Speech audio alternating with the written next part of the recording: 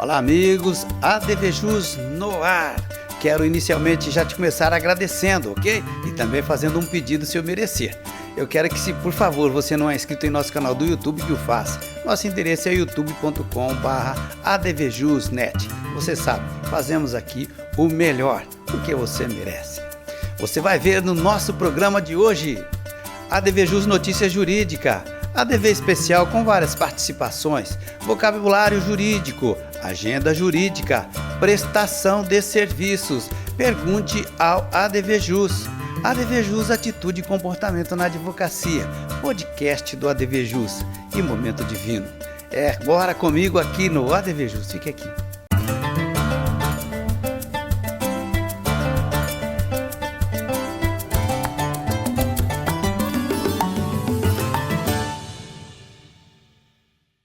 Legal demais, iniciando o nosso programa de hoje com aquela notícia jurídica que a gente sempre separa para você. Olha só, construtora que alterou o projeto de habitação popular para aumentar lucros deve pagar por danos morais coletivos, tá? Essa decisão é do STJ, lá, quarta turma, né? Por unanimidade, manteve a condenação de uma construtora para o pagamento de 1 milhão por danos morais coletivos devido à alteração premeditada, né, em projeto habitacional aprovado como habitação de mercado.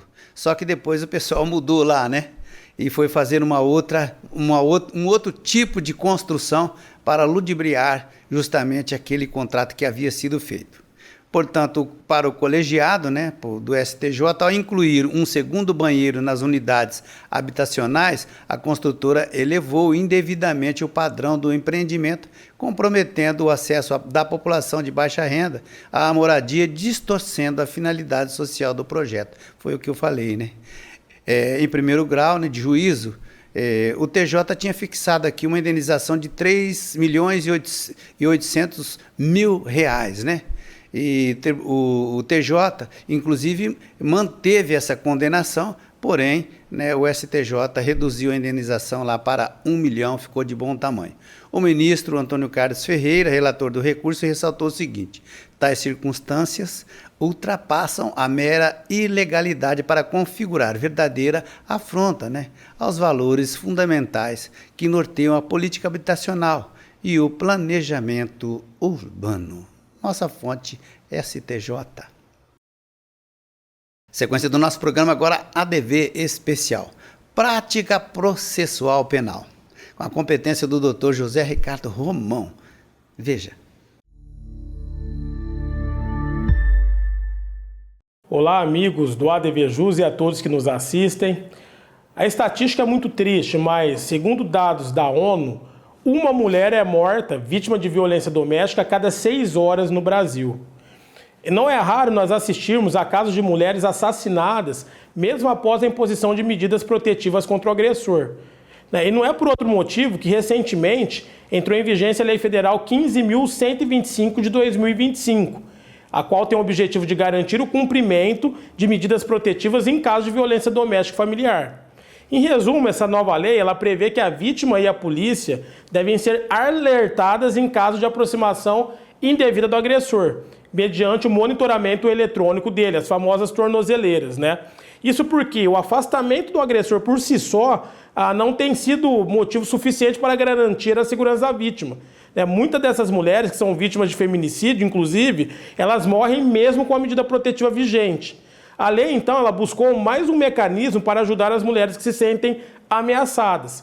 Há quem critique essa nova lei, né, sob a justificativa de violação ao direito de imagem, a presunção de inocência daquele contra qual se implementam as medidas protetivas, mas é preciso compreender que o monitoramento eletrônico ele não passa a ser uma regra obrigatória para todos os casos e que se defere às medidas protetivas, mas ele é uma medida adicional e necessária diante de cada caso concreto. Trata-se de uma tentativa de ampliar os instrumentos de contenção dessa escalada aí de violência de gênero. Nós esperamos agora investimento público para que essa norma não se trate de uma letra morta da legislação, né? E que a violência contra a mulher seja efetivamente combatida. E você, gostou dessa novidade? Obrigado pela sua audiência e até o nosso próximo encontro aqui no ADV Especial. Legal demais, muito obrigado, doutor. Agora, olha só, vocabulário jurídico.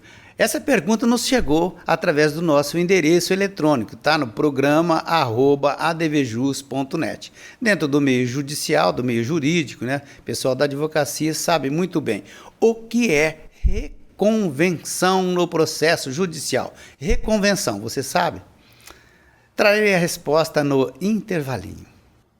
Legal, agora eu pergunte ao ADVJus. Olha só. Eu nem preciso falar para você de onde que chegou essa pergunta para a gente, né? Nosso endereço eletrônico lá no programa @advjus.net. Quando uma pessoa pode ser interditada?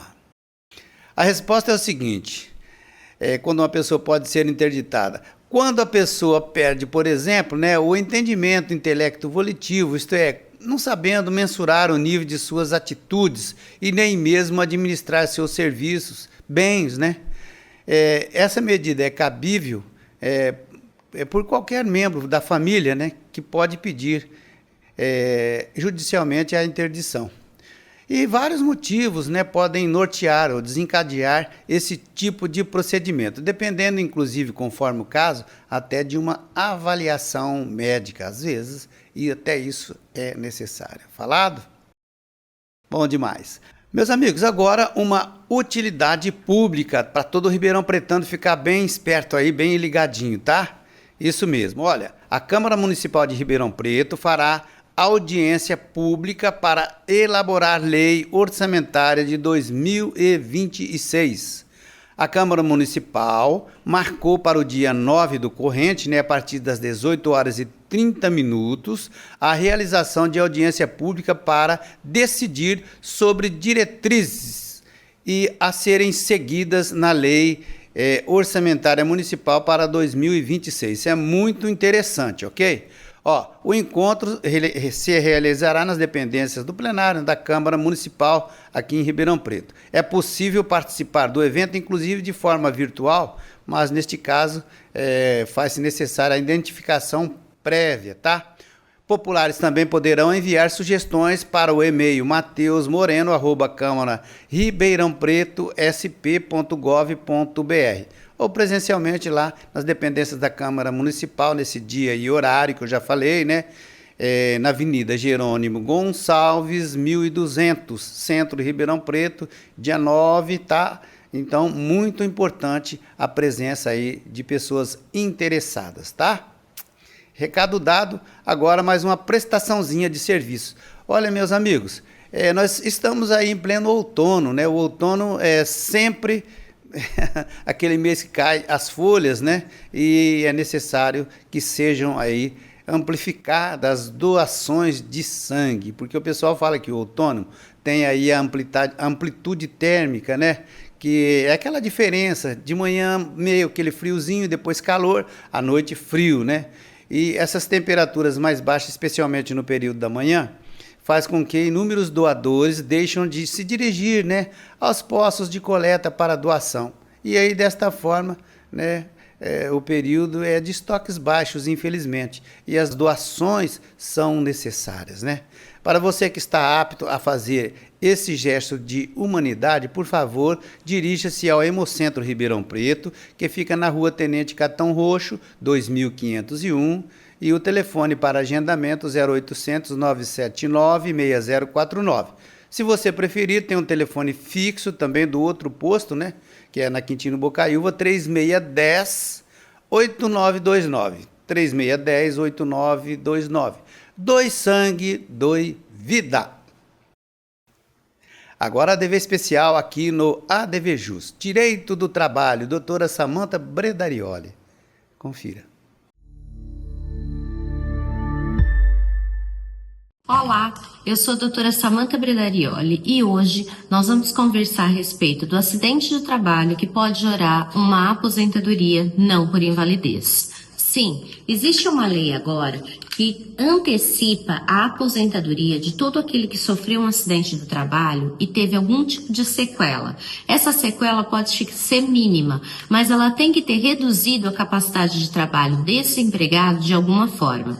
Com essa redução da capacidade de trabalho, nós conseguimos enquadrar esse trabalhador num tipo de aposentadoria onde ele não perde nada de dinheiro. É uma aposentadoria de 100%, que é conhecida como aposentadoria do deficiente. Entenda a deficiência como qualquer tipo de redução da capacidade laborativa, que pode ser média, de grau médio, de uma pequena redução ou uma redução com características fortes. Então, tem esses 3 graus que nós podemos trabalhar com esse tipo de aposentadoria.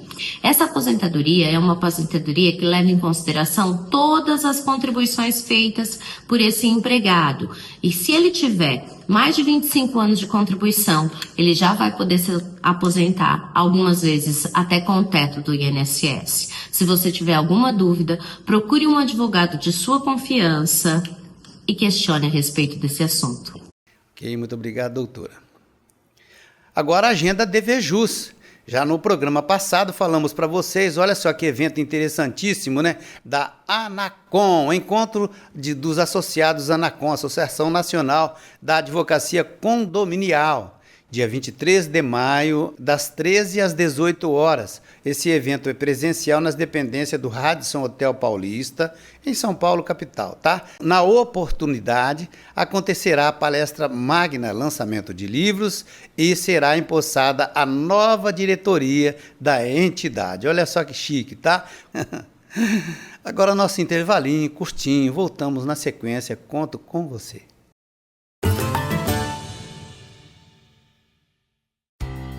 La Botilha Vinhos, onde você encontra os melhores rótulos. Venha conhecer.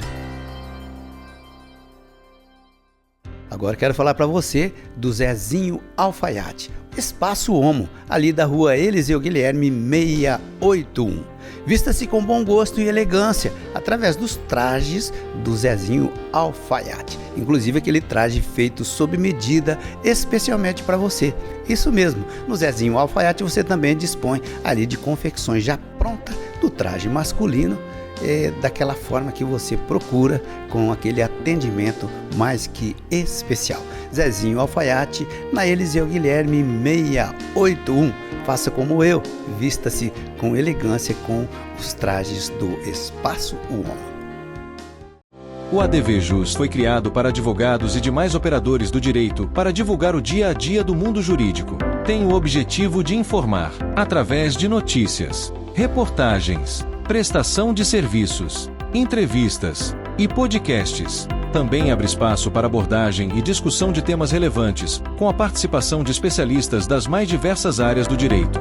Programa semanal inédito, na TV e redes sociais. Acompanhe o que acontece em www.advjus.net, um site com design moderno e fácil de acessar. O ADVJUS também está nas redes sociais. Acompanhe, curta e compartilhe. Portal ADVJUS, para advogados e operadores do direito. Arcângelo Imóveis, venda, locação e administração. Compromisso e confiança. Arcângelo Imóveis. O que é reconvenção? Reconvenção no processo judicial é a ação proposta pelo réu contra o autor no mesmo processo para alterar, modificar ou excluir o pedido originário. É uma espécie de contra-ataque do réu simultaneamente à sua própria defesa. Voltamos com o segundo bloco do ADVJUS TV de hoje. E abrindo esse bloco, você já conhece essa página vermelha, né? ADVJUS, atitude e comportamento na advocacia. Para jovens e iniciantes da advocacia dos 20 aos 70 anos. Meus amigos, hoje, como prometido, vou falar sobre a sentença. Inicialmente é muito importante, ter em mente os 3 fundamentos da sentença, que são o relatório, a fundamentação e a conclusão. Toda sentença tem isso, né? O magistrado deve obedecer essa sequência aí. Encerrada a parte de oitiva de testemunhas, juntada de documentos, e o oficial certifica lá que encerrou, isto é, encerrou a fase né, essa fase e envia o processo concluso, né? Concluso significa que os autos foram do processo, né, estão à disposição do magistrado para que o mesmo efetue ali a prolação da sentença, para o juiz competente, né, para o juiz da causa, tudo a mesma coisa, ok? Olha, às vezes alguns colegas indagam qual é o prazo que o juiz tem para dar a sentença. Na verdade, eu nem vou entrar muito aí nessa seara, tendo em vista ser até mesmo desnecessário, pois na prática mesmo, o único que tem obrigação de obediência ali, né, a cumprimento de prazos, somos nós, os advogados. É verdade isso, é uma coisa da prática. Sim, a lei prevê, sim, para os funcionários também esse prazo lá para o magistrado, mas, tá? Excesso de trabalho é a principal alegação para esses prazos serem, você já sabe, né? Então, nunca podemos nos esquecer de uma obediência implacável na questão dos prazos processuais a nós impostas, ok? Quando o magistrado realiza a sua obrigação de ofício, no caso da prolação da sentença ou conhecimento da mesma, não acontece de forma imediata. Isto porque quem dá publicidade à sentença é o escrevente responsável por aquele feito e, dependendo da sua carga de trabalho, às vezes pode demorar um certo lapso de tempo, mas é impossível de se prever, né? Entretanto, o conhecimento do advogado chega com a efetiva publicação daquela sentença no Diário Oficial. Isso mesmo. Olha, atualmente, a própria Ordem dos Advogados do Brasil, né, seccional de São Paulo, disponibiliza aos seus integrantes, né, legalmente inscritos, em seus próprios e-mails, aquela tão esperada decisão, desde que você tenha lá o seu e-mail cadastrado na OAB, né? Então, toda a atenção neste momento ainda é pouco, na hora que você for tomar conhecimento, ok?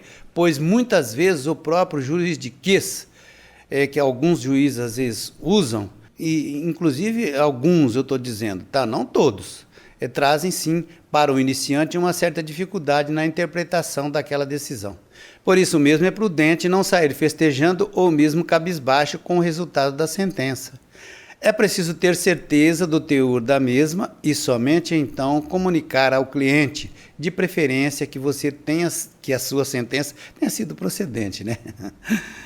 Olha, assim encerramos, tá, aqui a nossa parte inicial, que propomos aí para todo iniciante dos 20, né, como a gente sempre fala aqui, dos 20 aos 70 anos, né?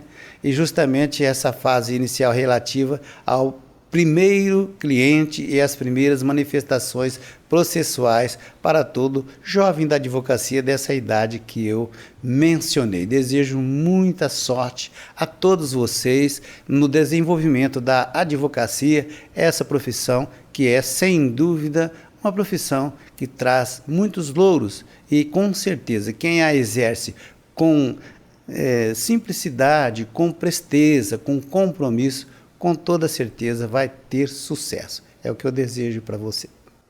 Em breve, iniciaremos novos vídeos relativos aí na sequência, né, ao rol de recursos cíveis, ok? E aquele recadinho final, lembre-se sempre, saber de tudo e atender todo tipo de demanda jurídica é, sim, a receita infalível para o insucesso. Especialize-se na sua área. Legal. Olha só, meus amigos, agora a DVJUS lançamento de livros. Olha só, acontece no dia 14 de maio, 17 horas, quarta-feira, no Espaço Loja Breton, na Avenida Carlos Consones, 124, Jardim Botânico, em Ribeirão Preto. Lançamento do livro Cargo de Confiança e o Fenômeno da Horizontalização das Relações do Trabalho. Recebemos esse sugestivo convite, né? A autora é a doutora Giovana Carla Tarazzi Jurca, que já esteve aqui por algumas oportunidades no ADVJUS, no ADV Especial, tá?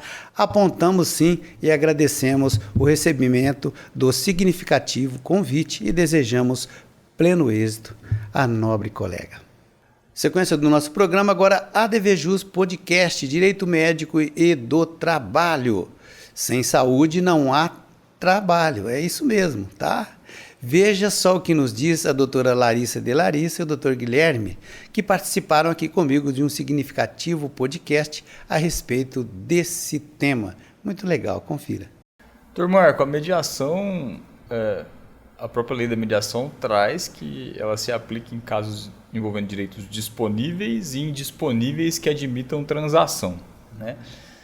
Na área da saúde, a gente tem algumas características e algumas peculiaridades que também tornam interessante a aplicação da autocomposição. Primeiro que quem está ali geralmente está precisando de uma questão com uma certa urgência. Se a gente considerar a realidade do judiciário, nem sempre o judiciário atende as pessoas no tempo que elas desejam. Essa é uma realidade que a gente observa, né? O judiciário, como regra, não atende as pessoas no tempo que elas desejam.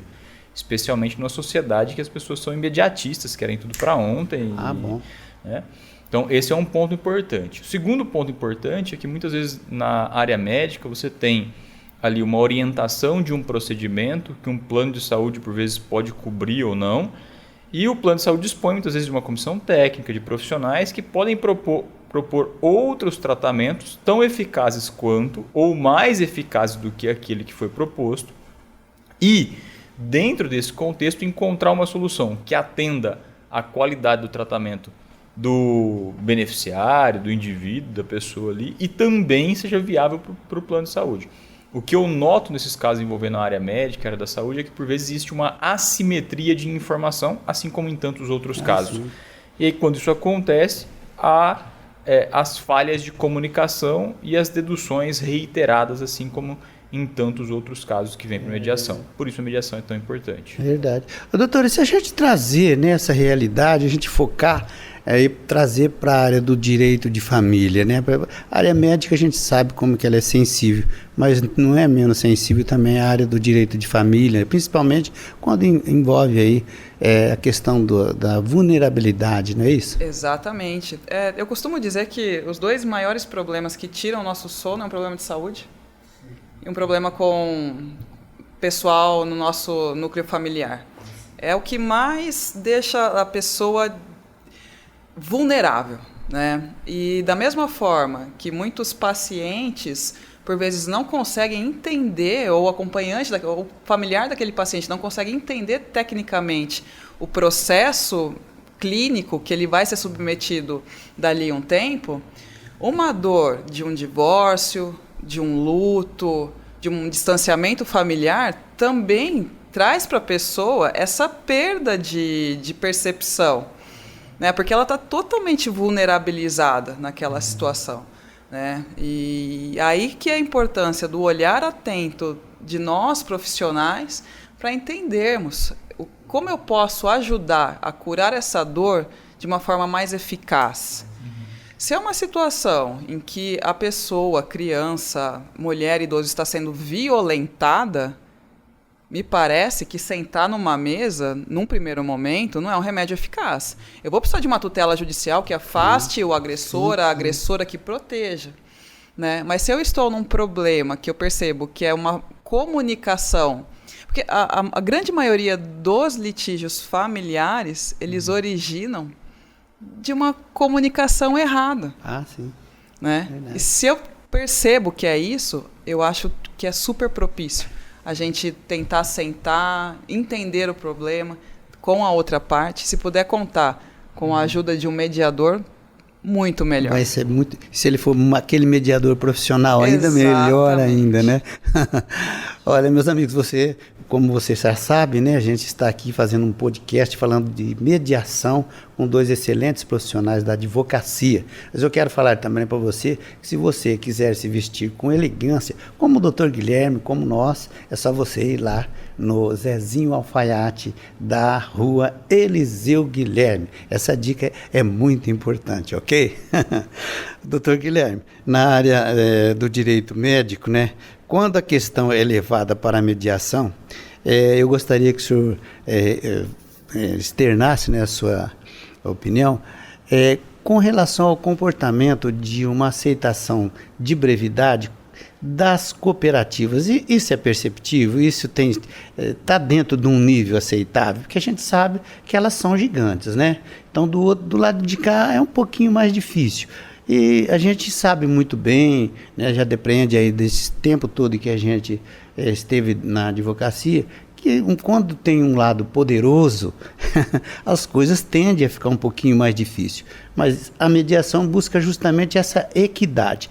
Quando ocorre esse tipo de possibilidade, como o senhor avalia aí o comportamento das cooperativas? Doutor Marco, acho que depende de qual cooperativa. Acho que esse é, por óbvio, um primeiro ponto.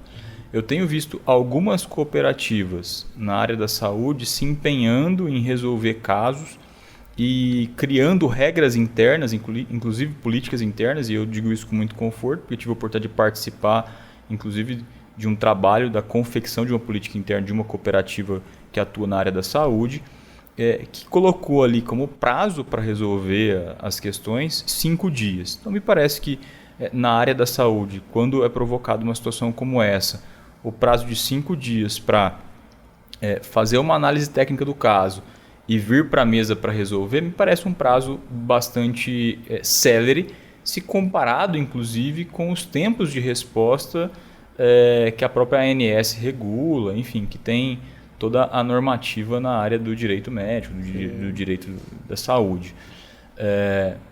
Agora, com relação a outras instituições que não têm uma política interna, isso vai naturalmente da boa vontade da instituição, do jurídico, do corpo técnico, de uma comissão técnica para avaliar a viabilidade ou não daquele tratamento. Legal demais, programaço hoje, hein? Olha só, e agora o momento do sorriso, o momento do divino. Vinho é tudo de bom. O melhor rótulo, aquele que você gosta. Oferecimento La Bottiglia. Esse é o Jiménez Mendes Reserva Taná, um vinho uruguaio que tem uma coloração violeta bem intensa. Nos aromas ele apresenta frutas maduras, tá, como amoras, cerejas. No paladar ele é um vinho muito envolvente, com taninos presentes, mas muito macios. É um vinho com uma ótima acidez, muito versátil e que perfeito para o dia a dia, tá? Com uma relação entre benefício e custo extremamente elevada, porque ele te entrega muito mais do que é cobrado por ele. Combina muito bem com carnes, embutidos, tá? Massas, e é para ser servido de 16 a 18 graus Celsius. Venha conhecer aqui na La Bottiglia. Ok, muito obrigado por você me acompanhar sempre aqui no ADV Jus TV. Isso mesmo, na TV RP Canal 9 da NET, redes sociais e também no youtube.com/advjusnet. Se inscreva lá, por favor. ADV Jus, tô ligado, ADV especial. Vem pra cá fazer parte, você também, será um prazer te receber. Volto breve com um programa inédito, certeza. Forte abraço e até lá.